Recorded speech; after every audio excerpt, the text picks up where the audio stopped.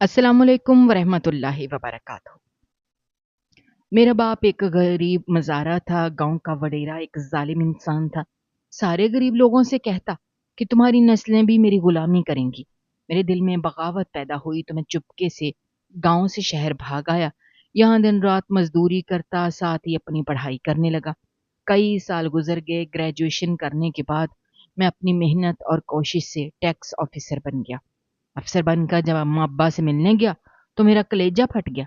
उस वडेरे ने अब्बा को ज़ंजीरों में रात का टाइम था जब मैं अपने गाँव वापस आया। अपने माँ-बाप को आज एक बहुत बड़ी खुशखबरी सुनाने वाला था। लेकिन उससे पहले मैं इस गाँव के वडेरे की हवेली की बात से ये गुज़ारा सोचता हुआ कि एक दिन मैं भी ऐसे होएगी बनाऊँगा। और अब तो ये भी कर सकता था कि लेकिन मैंने देखा कि हवेली के बाहर उसने एक जानवर बाँध रखा था। मैं हैरान हुआ कि इतना बड़ा कुत्ता कहाँ से लेकर आया है ये। लगता है कोई नस्ली है, क्योंकि उसके पास तो बहुत पैसे थे। नस्ली करके रखने का शौक भी था। लेकिन जब मैं थोड़ा करीब गया तो मेरा दिल बैठ गया। मेरे कदमों के नीचे से जमीन निकल गई, मेरे हाथ में पसीना आ गया और मेरी सांस अचानक तेज चलने लगी, क्योंकि मैं जिसको कुत्ता समझ रहा था, पता नहीं बल्कि मेरा सगा नाम तो मेरा मोहम्मद बिलाल था, लेकिन सब मुझे बाबू कहते थे।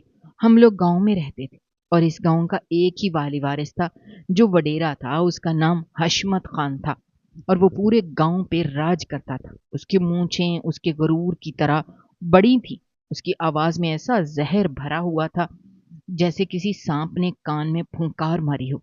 उसकी ज़मीनों पे हम लोग काम करते थे, लेकिन ये ज़मीनें उसने हमें ये कहकर दी थीं कि तुम लोग किस्तें देते रहना तो ज़मीन तुम्हारी हो जाएगी।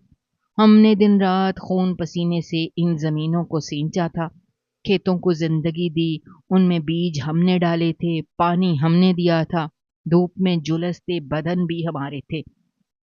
लेकिन जब किस्तों की मुद्दत पूरी हो गई और हमें उम्मीद हुई कि अब ये ज़मीनें हमारी हो जाएँगी, तो वो हमें धुतकार कर कहने लगा, "दफ़ा हो जाओ यहाँ से, मेरी ज़मीनें हैं और अब अगर नज़र आए तो हड्डी-पसली तोड़ दूँगा।"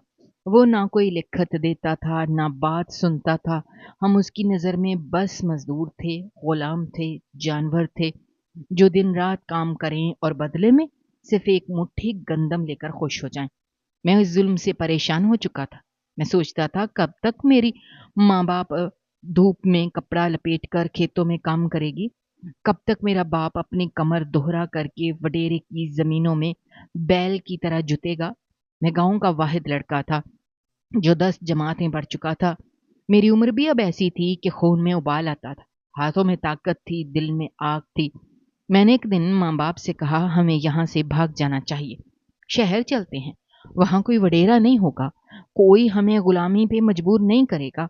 हम कुछ ना कुछ करके अपने लिए बेहतर ज़िंदगी बना लेंगे।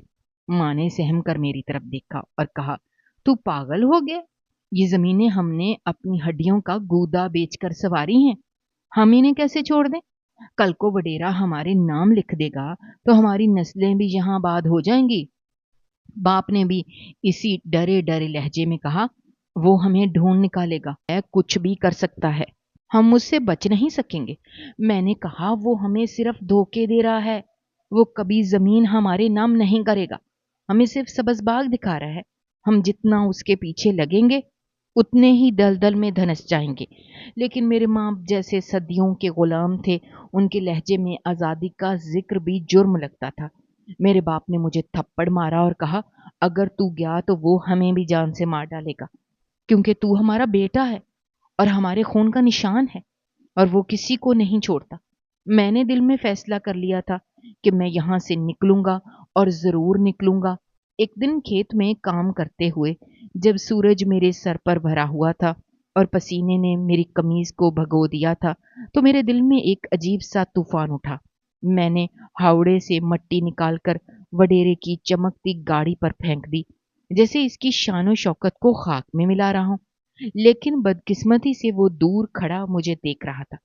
वो गरजता हुआ आया, पहले तो मुझे गाड़ी साफ करने को कहा, फिर अपने कारिंदों को बुलाया और कहा, इस गुस्ताख को 20 कोड़े मारो।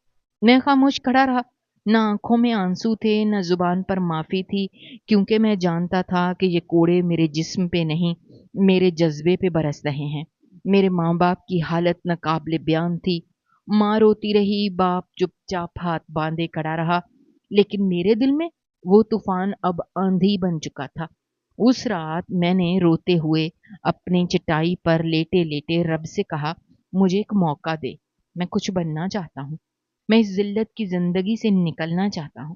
اور پھر اگلی ہی رات میں نے اپنا مختصر سا سامان باندھا اور گاؤں چھوڑ دیا۔ میں بس کی چھت پہ بیٹھا ہوا اس راستے کو دیکھتا رہا جو مجھے گاؤں سے شہر کی طرف لے جا رہا تھا۔ میرے دل میں صرف ایک خواب تھا کہ میں پڑھوں گا، محنت کروں گا، کچھ بنوں گا اور پھر ایک دن اپنے ماں باپ کی کو عزت والی زندگی دوں گا۔ شہر پہنچ کر مجھے سب سے پہلے رہنے کی جگہ کی فکر ہوئی۔ میں نے بس اڈے کے پاس ایک چھوٹے سے ہوٹل میں نوکری کر لی۔ دن بھر برتن دھوتا، جھاڑو دیتا اور رات کو ہوٹل کے مالک کے رحم پر اس کی چھت پر سو جاتا۔ اور ہر روز رات کو دل میں یہی سوچتا کہ ایک دن میرے ہاتھوں میں قلم ہوگا، ایک دن میں سفید کپڑے پہنے فخر سے اپنے گاؤں واپس جاؤں گا اور وڈیرے کے آگے کھڑا ہو کر کہوں گا کہ اب میری باری ہے۔ لیکن راستہ آسان نہیں تھا۔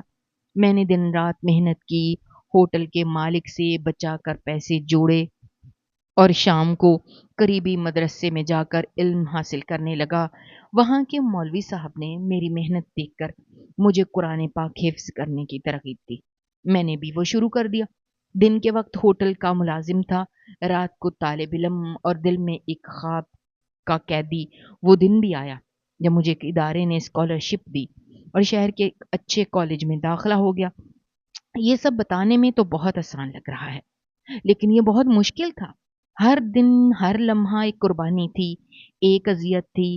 ہر رات ایک نئے خیال کے ساتھ سوتا کہ شاید کل کوئی معجزہ ہو جائے، شاید کل میرے ماں باپ ہمت کر کے میرے ساتھ چلنے کو تیار ہو جائیں، شاید کل مجھے کوئی ایسا موقع مل جائے جہاں سے میں آسانی سے اپنی پڑھائی مکمل کر سکوں اور پھر مقابلے کے امتحان کی تیاری بھی کر سکوں۔ لیکن سب کچھ ایک خواب تھا، ایک دور کا خواب، لیکن پھر بھی میں نے ہار نہیں مانی۔ میں ہمیشہ سے چاہتا تھا کہ اپنے ماں باپ کو بھی ساتھ لے کر جاؤں، کیونکہ میں نے بچپن سے دیکھا تھا کہ انہوں نے کس طرح اپنی زندگی کو صرف گزارنے کے لیے جیا، کبھی جینے کا حق نہیں مانگا، کبھی شکایت نہیں کی، بس جو ملا کھا لیا، جو ملا پہن لیا، جو وقت نے دیا وہ قبول کر لیا، نہ کبھی زبان سے شکوہ کیا، نہ کبھی کسی کے سامنے ہاتھ پھیلائے، ہمیشہ خاموشی سے اپنے نصیب کو قسمت سمجھ کر گزارا کرتے تھے۔ اور یہی چیز مجھے اندر سے توڑ دیتی تھی، کیونکہ میں جانتا تھا یہ وہ لوگ ہیں جنہوں نے ہر وہ دن دیکھا ہے جو شاید کسی سزا سے کم نہیں، لیکن پھر بھی انہوں نے ہمیں عزت دی، حوصلہ دیا۔ مجھے بھی یہی امید تھی کہ اگر ان کی زندگی بھی مشکل میں ہے تو بس یہ ان کی آخری مشکل ہے، کیونکہ ایک دفعہ میں کامیاب ہو گیا تو پھر انہیں بھی اپنے ساتھ لے آؤں گا، پورے حق سے لے کر آؤں گا، نہ کسی سے ڈر کے، نہ کسی کی منت کر کے، بلکہ ایک افسر بن کے، ایک ذمہ دار بیٹے کی حیثیت سے ان کا ہاتھ پکڑ کر گاؤں سے نکالوں گا۔ میں نے فیصلہ کر لیا تھا کہ مقابلے کا امتحان دینا ہے اور ہر صورت میں کامیاب ہونا ہے۔ میں نے دن رات ایک کر دیے۔ پڑھائی میری زندگی کا مقصد بن گئی اور اس مقصد میں میرا سب سے بڑا سہارا میرے استاد محترم بنے، جنہوں نے نہ صرف مجھے پڑھایا بلکہ مجھے سمجھایا بھی، میرے دل کا حال بھی سنا، میری راہوں کو آسان بھی بنایا۔ وہ میری حوصلہ افزائی کرتے رہے، مجھے اچھا مشورہ دیا کہ تم انکم ٹیکس کے لیے اپلائی کرنا، کیونکہ وہ جانتے تھے کہ میری کہانی ایک عام کہانی نہیں ہے۔ انہوں نے خود میری باتیں سنی تھیں، میں نے ان کو سچ سچ بتایا تھا کہ میں کس ماحول سے آیا ہوں، کس ظالم سے بچ کر نکلا ہوں اور کیا خواب دیکھ رہا ہوں۔ انہوں نے مجھے کہا، تمہارے جیسے لوگوں کو سسٹم کا حصہ بننا ہے چاہیے تاکہ تم جیسے لوگوں کے لیے راستے بناؤ۔ مقابلے کے امتحان میں جب آپ پاس ہو جاتے ہیں تو وہ آپ سے پوچھتے ہیں کہ آپ نے کس فیلڈ میں جانا ہے۔ ظاہر ہے تو کرتے ہیں تو اپنی مرضی ہے، لیکن آپ سے پوچھتے ضرور ہیں میں نے اسی فارم میں انکم ٹیکس کا بھی ذکر کر دیا، کیونکہ مجھے پتا تھا اگر مجھے اپنی کہانی کو مکمل کرنا ہے تو اسی برانچ میں جانا ہوگا جہاں سے میں ان لوگوں کا حساب لے سکوں جنہوں نے ساری زندگی دوسروں کو غلام بنا کر رکھا، اور جب میں نے امتحان دیا میں پاس ہو گیا۔ اس لمحے کو لفظوں میں بیان نہیں کیا جا سکتا۔ وہ ایک ایسا احساس تھا جسے کسی نے میرا دل پڑھ لیا ہو، جیسے میری دعائیں سن لی گئی ہوں۔ میں یہ نہیں کہوں گا کہ مجھے امید نہیں تھی کہ میں یہاں تک پہنچ سکتا ہوں، کیونکہ جتنی محنت میں نے کی تھی وہ میں جانتا تھا۔ کوئی بھی شخص اتنی محنت بغیر کسی امید کے نہیں کرتا۔ ہر رات جاگ کر پڑھنا، ہر دن خود کو تنہا محسوس کرنا، اور پھر بھی حوصلہ نہ ہارنا، یہ سب کسی بھی عام انسان کے لیے آسان نہیں ہوتا، لیکن میرے لیے یہ سب معمول بن چکا تھا، کیونکہ میرے پیچھے ایک کہانی تھی، ایک مقصد تھا۔ ابھی میری پوسٹنگ ہونا باقی تھی، اور پھر مجھے وہ خوشخبری بھی مل گئی جس کا مجھے انتظار تھا۔ انکم ٹیکس برانچ میں میری پوسٹنگ ہو چکی تھی، اور وہ بھی ڈائریکٹر لیول پر۔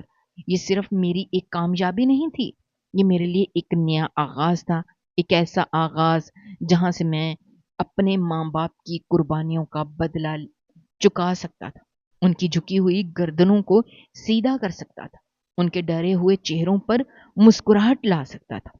اب میرے اندر ایک نیا جوش تھا کہ میں اڑ کر پہنچ جاؤں اپنے گاؤں، اور جا کے اپنے ماں باپ کو بتاؤں کہ آپ کا بیٹا کامیاب ہو گیا ہے، اب آپ کو کسی کے باپ سے بھی ڈرنے کی ضرورت نہیں ہے۔ لیکن ابھی بہت سارے مرحلے تھے جو مجھے مکمل کرنے تھے۔ مجھے گھر میں شفٹ ہونا تھا، مجھے گاڑی ملنی تھی، مجھے اپنے پوسٹنگ کا لیٹر لینا تھا، مجھے ان تمام انتظامات کو دیکھنا تھا جو ایک نئے افسر کے لیے ضروری ہوتے ہیں۔ ان سب مراحل میں وقت لگا، میں نے صبر سے ہر چیز مکمل کی، لیکن اس سارے مرحلے میں نے ایک دفعہ بھی گاؤں میں فون نہیں کیا تھا، اپنے ماں باپ کی خبر نہیں لی تھی، کیونکہ میں نہیں چاہتا تھا کہ کسی بھی حوالے سے وہ کسی مشکل میں پھنس جائیں۔ اگر کسی کو پتا چلتا کہ میں اب ایک افسر بن چکا ہوں تو شاید وہ ان پر دباؤ ڈالنے لگتے، یہ شاید کوئی ان کے ساتھ زیادتی کرے یا ان سے کچھ منوانے کی کوشش کرے۔ خیر، اب میں بہت کچھ تھا، میرے پاس اختیار تھا، طاقت تھی، عزت تھی۔ اب میں صرف وہی بلال نہیں تھا جسے وڈیرے نے بیچ چراہے کوڑے مارے تھے، اب میں ایک ڈائریکٹر تھا، ایک کامیاب شخص۔ جب میرے سارے معاملات سیدھے ہو گئے تو میں نے گاؤں جانے کا فیصلہ کیا، اور دل میں ٹھان لیا کہ بڑھ چڑھ کر گاؤں جاؤں گا، اور اپنے ماں باپ کو اس پورے گاؤں کے سامنے اپنے ساتھ لے کر آؤں گا، تاکہ سب کو پتا چل جائے کہ جنہیں وہ کمزور سمجھتے تھے وہ اب کسی کے محتاج نہیں رہے۔ انہوں نے بہت محنت مزدوریاں کر لیں، اب وہ وقت آ گیا جب انہیں سکون ملے گا، جب ان کے بیٹے کی محنت ان کے نام ہوگی۔ اور جہاں تک اس زمین کی بات ہے تو وہ تو میں خود ہی وٹیرے سے نکلوا لوں گا، کیونکہ اب میں سسٹم کا بندہ بن چکا تھا، قانون میرے ساتھ تھا اور میرے پاس اختیار تھا۔ خوشی خوشی گاؤں کی طرف روانہ تھا، دل میں ایک عجیب سی بے چینی تھی، آنکھوں میں نمی بھی تھی اور مسکراہٹ بھی۔ ایک طرف بچپن کی یادیں تھیں تو دوسری طرف مستقبل کے خواب تھے، لیکن ایک بات طے تھی کہ اب سب کچھ بدلنے والا تھا۔ اب میرے ماں باپ کو ان کا حق ملنے والا تھا، اور اب وہ دن دور نہیں تھا جب اس ظلم کے نظام کا حساب کتاب ہونے والا تھا۔ گاؤں پہنچتے ہوئے رات کا سما تھا، ہر طرف خاموشی چھائی ہوئی تھی۔ میں نے سوچا یہی بہتر ہے، خاموشی سے اپنے گھر چلا جاؤں گا اور صبح کی پہلی روشنی کے ساتھ اپنے ماں باپ کو وہاں سے لے کر نکل جاؤں گا۔ نہ کسی کو خبر ہوگی، نہ کسی کو موقع ملے گا کہ وہ میرے جانے میں رکاوٹ ڈالے۔ میں نے گاڑی ایک طرف کھڑی کی اور گلی کے اندھیرے میں آہستہ آہستہ قدم رکھتا ہوا اپنے گھر کی طرف بڑھنے لگا۔ جب میں وڈیرے کی حویلی کے قریب پہنچا تو ایک لمحے کو میرے قدم رک گئے، دل میں ایک آگ سی بھڑک اٹھی۔ میں نے سوچا تجھے تو میں کل پوچھوں گا، وہ وڈیرے تیری خیر نہیں۔ میں نے ایک نگاہ حویلی کی طرف ڈالی تو وہاں ایک عجیب منظر دیکھنے کو ملا۔ گھر کے باہر ایک بڑا سا نسلی کتا بندھا ہوا تھا۔ میں نے کہا یہ اتنا بڑا کتا کہاں سے لے آیا؟ लगता है कोई महंगा जानवर है। पैसा हो तो ऐसे ही शौक होते हैं ना। एक लम्हे को दिल में ख्याल आया कि जब मैं अपनी जिंदगी सीधी कर लूंगा तो अपने लिए भी ऐसा ही नस्ली कुत्ता लाऊंगा, ताकि सबको पता चले कि हम भी किसी से कम नहीं। लेकिन जब मैं थोड़ा और करीब हुआ तो मंजर ने मेरे होश उड़ा दिए। मेरी आंखें वो मंजर देखकर पथरा गईं। मेरा हल्क खुश्क हो गया, मेरे हाथ पांव कांपने लगे। मैंने अपना बैग नीचे फेंका और दीवानों की तरह भागते हुए आगे बढ़ा, क्योंकि जिसे मैं दूर से जानवर समझ रहा था वो जानवर नहीं बल्कि मेरा बाप था। मेरे बाप को उस वडेरे ने जानवर बनाकर जंजीर से बांध रखा था। उसके घर के सामने उसकी शान शौकत के एक मजहर के तौर पर जब मैंने अपने बाप के गले से जंजीर निकाली तो उनके जिस्म पर जगह जगह नील पड़े थे। चेहरा कमजोरी से झुका हुआ था, आंखों में बरसों का दर्द भरा हुआ था। मुझे देखते ही वो 2 लम्हे के लिए साकत रह गए, जैसे यकीन ना आया हो कि मैं वाकई उनके सामने हूं। फिर वो मेरे गले लगकर फूट फूट कर रोने लगे। उनकी हिचकियां बन गईं। मैंने उनको संभाला और पूछा, ये सब क्या हो रहा है? किसने किया ये जुल्म? मेरे बाप ने रोते हुए कहा, बेटा, वो वडेरा कहता है जो गांव को छोड़कर भागेगा उसे इबरत का निशान बनाऊंगा, इसीलिए हमारे साथ ये सलूक हो रहा है। वो कहता है कि तुम जैसे लोग जब तरक्की करते हो तो गुरूर में आ जाते हैं, इसलिए वो सबको सबक सिखाना चाहता है। मैंने पूछा, माँ कहाँ है? उन्होंने कहा, वो हवेली के अंदर होती है। उससे दिन भर काम लिया जाता है, जैसे किसी गधे से काम लिया जाता है। शायद अभी कहीं थकी हारी पड़ी होगी। मेरी रूह तक कांप गई। मैंने कहा, बाबा, माँ को बुलाएं और हम यहाँ से अभी निकलते हैं। मेरे बाप किसी तरह अंदर गए और थोड़ी देर बाद मेरी माँ को लेकर आए। माँ की हालत देखकर मेरे दिल के टुकड़े हो गए। झुर्रियों से भरा हुआ चेहरा, कपकपाता वजूद। मैंने दोनों को सहारा दिया और लेकर अपने उस छोटे से घर की तरफ रवाना हुआ जो मैंने शहर में किराए पर लिया था। रास्ते भर वो खामोश थे, जैसे कुछ समझ ना पा रहे हों। मैंने उन्हें सारी बात बताई कि मैं मुकाबले का इम्तहान पास कर चुका हूँ। मेरी पोस्टिंग इनकम टैक्स के डायरेक्टर के तौर पर हो चुकी है। अब हम इस गांव के किसी इंसान से नहीं डरते। वो दोनों हैरत से मुझे देखते रहे, जैसे यकीन ना आ रहा हो। फिर मेरी माँ ने मेरा चेहरा हाथों में थाम कर कहा, बेटा, अगर ये सच है तो हमें यहाँ से चुपचाप चले जाना चाहिए, क्योंकि हमें नहीं चाहिए कि ये लोग हमें फिर किसी अजियत का निशाना बनाएं। मैंने कहा, नहीं, अब हम चुपचाप नहीं जाएंगे। अब तमाशा होगा, और ऐसा तमाशा होगा कि पूरा गांव देखेगा और समझेगा कि गुर्बत कोई गाली नहीं होती, बल्कि मेहनत से इंसान हर मुकाम हासिल कर सकता है। मैं अपने कच्चे से बने घर में बैठा था, माँ बाप को साथ लगा के थोड़ा सा सुकून का सांस लिया ही था कि दरवाजे पर एक लड़का हाँफता हुआ आया। मेरे माँ बाप के चेहरों का रंग यकदम जर्द पड़ गया, क्योंकि वो लड़का उसी फसादी टोले का बंदा था जिसके बारे में सब जानते थे कि वो वडेरे का खास मुखबर है। माँ ने थर थर कांपते हुए मेरा हाथ पकड़ा, धीमी आवाज में बोली, बेटा, अब क्या होगा? वो तुझे नहीं देखेगा तो वैसे ही हमारे पीछे चढ़ दौड़ेगा। बाप का जिस्म जैसे पसीने से भीग गया। मैंने उन दोनों को तसल्ली दी और कहा, आप बस तमाशा देखते जाओ। मैंने अपना फोन उठाया, तेजी से कुछ नंबर मिलाने लगा। मैंने पुलिस को फोन किया और अपने महकमे के चंद काबिल अफसरान को भी कॉल की। उसके साथ साथ एक इंसानी हकूक की एनजीओ को भी इतला दी कि गांव में एक ऐसा केस है जो शायद उनके रिकॉर्ड में सुनहरी हरूफ से लिखा जाएगा। मैंने उन्हें वक्त और मकाम बताया और कहा कि 2 घंटे के अंदर पहुंच जाएं तो बेहतर होगा, क्योंकि आज इंसाफ अपनी आंखों से देखा जाएगा। उसके बाद मैंने वडेरे की पुरानी फाइल खुलवाने का हुक्म दिया।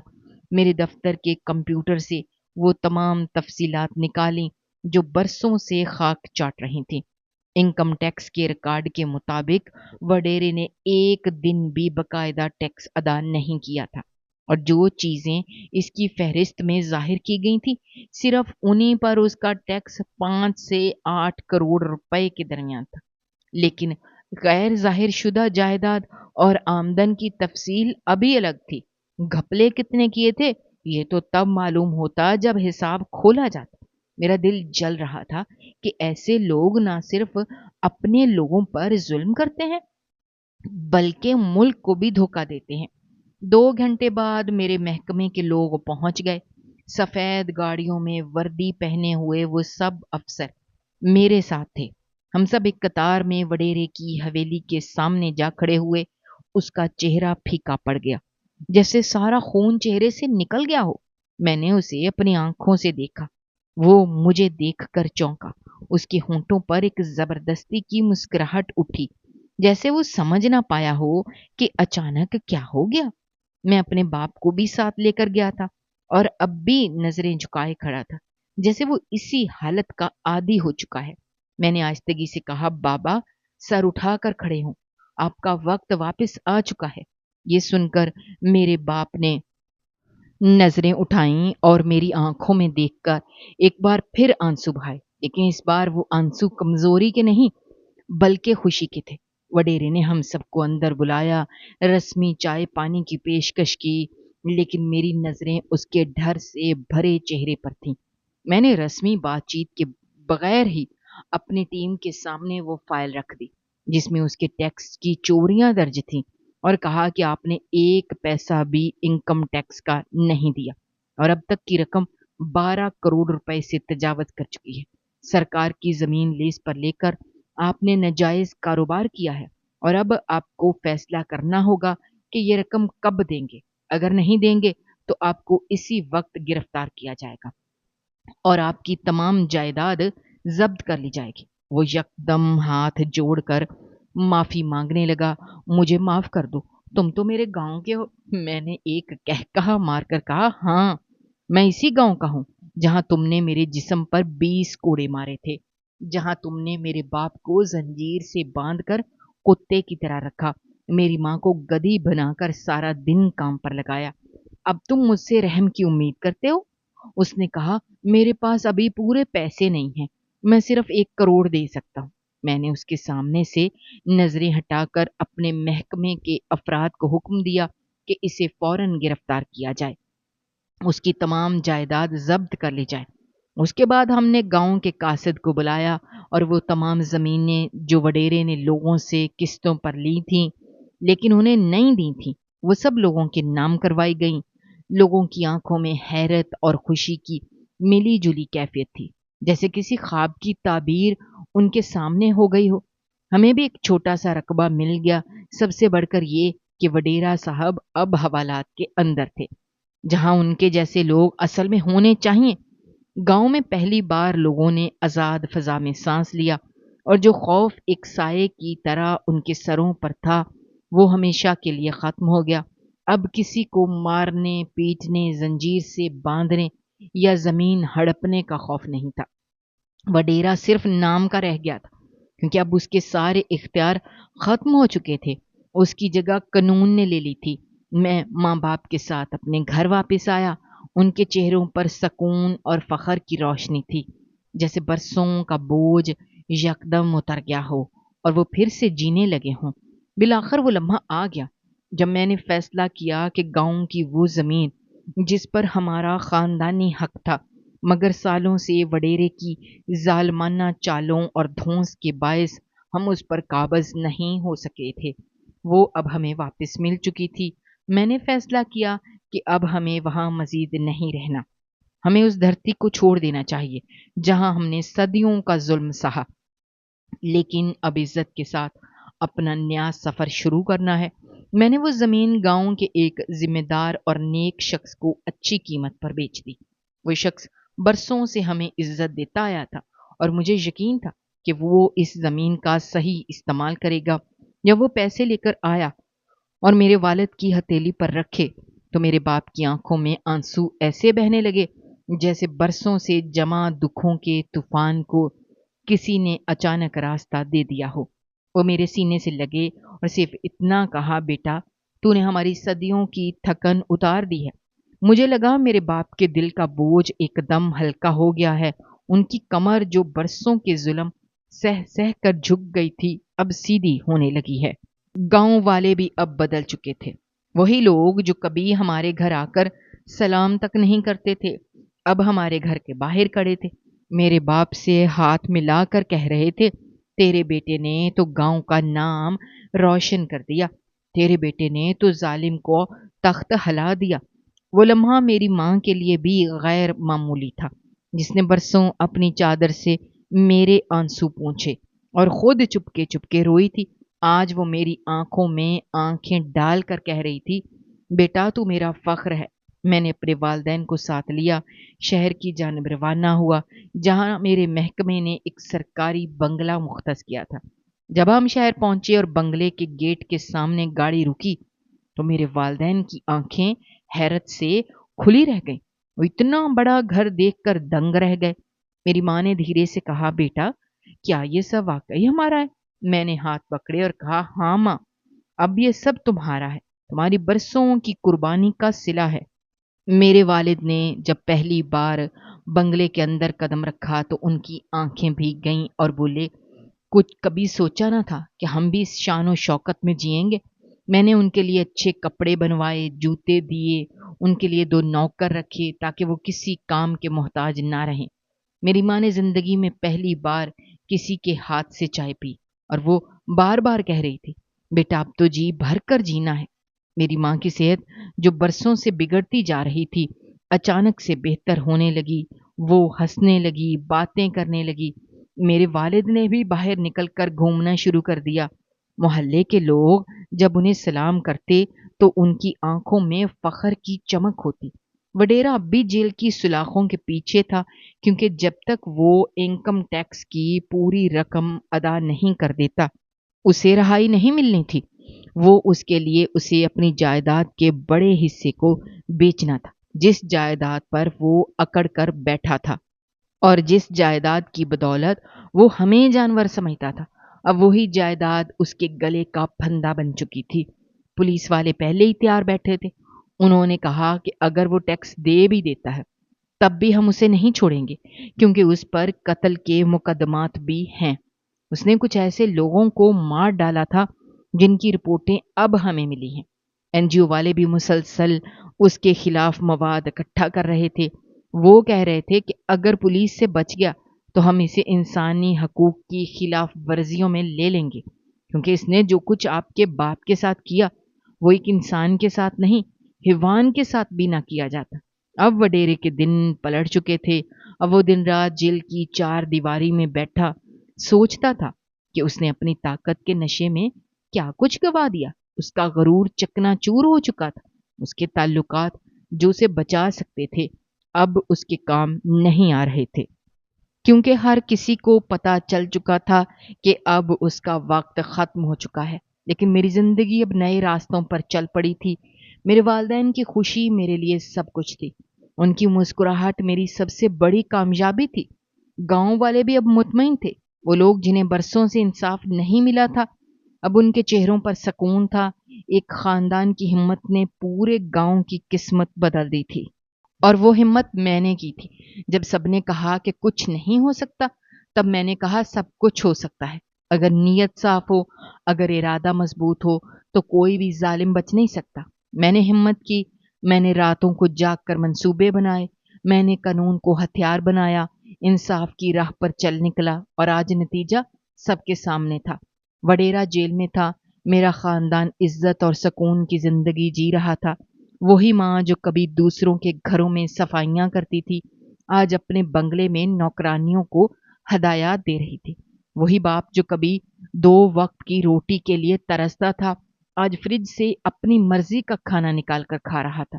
مجھے یاد ہے وہ لمحہ جب ایک دن میری ماں نے مجھے گلے لگایا اور کہا، بیٹا تو نہ ہوتا تو ہم مر گئے ہوتے، ہم تو مرنے سے پہلے روز مرتے تھے، اب ہمیں زندگی ملی ہے اور یہ زندگی تو نے دی ہے۔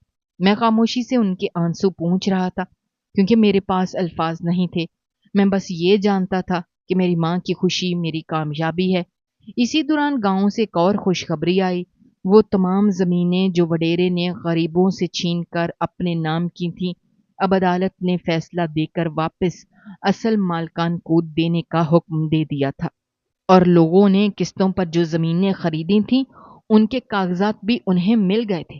گویا کہ ایک ہی وار میں پورا نظام بدل گیا تھا۔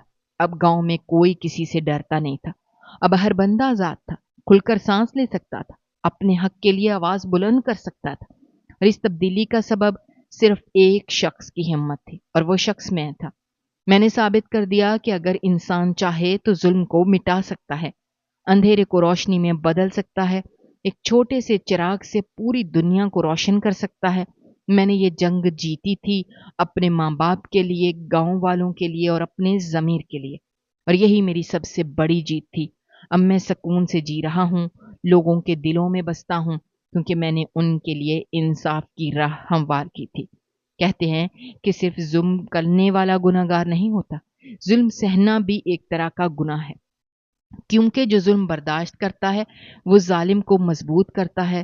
جب کوئی ظالم کسی کمزور پر ہاتھ اٹھاتا ہے تو حق چھینتا ہے یا آواز دبانے کی کوشش کرتا ہے، تو وہ یہ سب اس اعتماد سے کرتا ہے کہ سامنے والا کچھ نہیں کرے گا، چپ رہے گا، سہ لے گا، اور یہی خاموشی، یہی برداشت اسے طاقت دیتی ہے۔ اسی لیے کہا گیا ہے کہ ظلم کے خلاف آواز بلند کرنا عبادت ہے، کیونکہ یہ صرف ایک شخص کی جنگ نہیں بلکہ پوری انسانیت کی بقا کی جنگ ہے۔ جب انسان ظلم کے خلاف کھڑا ہوتا ہے تو اس کی نیت، اس کا ارادہ، اس کی سچائی اللہ کی مدد کو کھینچ لاتی ہے۔ تاریخ گواہ ہے، فرعون جتنا بھی طاقتور ہو ایک موسیٰ ضرور پیدا ہوتا ہے، یزید جتنا بھی ظالم ہو حسین ضرور میدان میں اترتا ہے۔ ظلم کی بنیاد جتنی بھی مضبوط ہو، سچائی کی ایک چنگاری اسے راکھ کر سکتی ہے۔ جو لوگ خاموش رہتے ہیں وہ اس آگ کو بڑھاتے ہیں جو کل ان کے اپنے دامن کو جلا سکتی ہے۔ اس لیے جب کوئی ظلم دیکھیے تو اس کے خلاف آواز بلند کریں، چاہے وہ آواز کمزور ہو، لڑکھڑاتی ہو، لیکن آواز بننا ضروری ہے، کیونکہ خاموشی صرف ظالم کو سہارا دیتی ہے، مظلوم کو نہیں۔ اور جب انسان دل سے کوشش کرتا ہے تو اللہ اسے وہ طاقت دیتا ہے جو پہاڑوں کو ہلا دے۔ سچائی اور انصاف کی راہ مشکل ضرور ہوتی ہے، مگر اس کا انجام ہمیشہ روشنی ہوتا ہے۔ ظلم کو سہ لینا ظالم کی ہمت بڑھاتا ہے، اور ظالم کو للکار دینا ایک بیدار ضمیر کی علامت ہے۔ ہماری آج کی یہ کہانی آپ کو کیسی لگی؟ کمنٹ باکس میں اپنی رائے کا اظہار کرنا